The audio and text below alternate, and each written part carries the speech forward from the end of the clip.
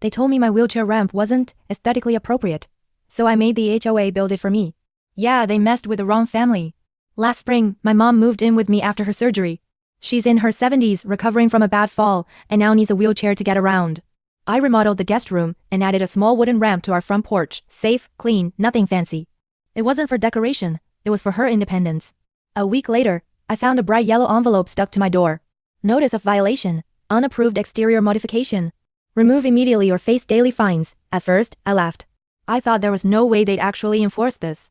But sure enough, the next morning, I got an email from the HOA president herself. Let's call her Pam. She wrote, "All structural additions must be approved by the Architectural Committee to preserve neighborhood appearance." I replied, "Is a temporary accessibility ramp. My mother is disabled. We're in compliance with safety and local codes." Her response? "That's not our concern. It violates community uniformity." Community uniformity? You've got to be kidding me. I called her, hoping this was some kind of misunderstanding. She answered in the same robotic tone. "We understand your situation, but rules are rules. You may apply for approval." Approval? Approval? I wasn't asking for permission to help my mom enter her own home. A few days later, I got another letter, this time threatening $100 per day fines if I didn't remove the ramp. That's when I decided to fight back. I spent a whole night researching, and what I found was game-changing. Under the Fair Housing Act and the Americans with Disabilities Act, it's illegal for any HOA to deny or restrict reasonable modifications made for accessibility. So I sent Pam an email quoting the law word for word, and warned that continuing to fine me could qualify as disability discrimination. Her reply? A single sentence: "The board will review your tone and determine next steps." Oh, my tone? Okay, Pam. The next morning, I filed a formal discrimination complaint with the local housing authority.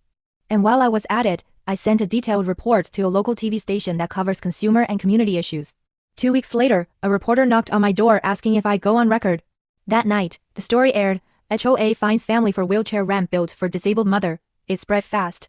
Neighbors, veterans, disability advocates, everyone was furious. By the next day, the HOA's inbox was flooded, and the board called an emergency meeting. Pam looked like she de-aged 10 years when she stood at the podium and announced that new discussions were taking place. 3 weeks later, the HOA folded. They not only dropped the fines, they offered to assist in building a compliant ramp. But that's not all. Part of the settlement agreement from the Housing Authority required the HOA to cover all construction costs and undergo mandatory disability awareness training for all board members. So guess who ended up paying for the brand new perfectly designed ADA-compliant ramp in front of my house? The HOA. I watched as their hired contractor spent 2 days installing it, smooth, wide, and beautiful. When it was finished, my mom rolled down it for the first time with tears in her eyes. She looked at me and said, "Feels good to be home." Now, every time I look at that ramp, I smile, not just because my mom can use it, but because it stands as a reminder. Sometimes, the best revenge is justice with a purpose.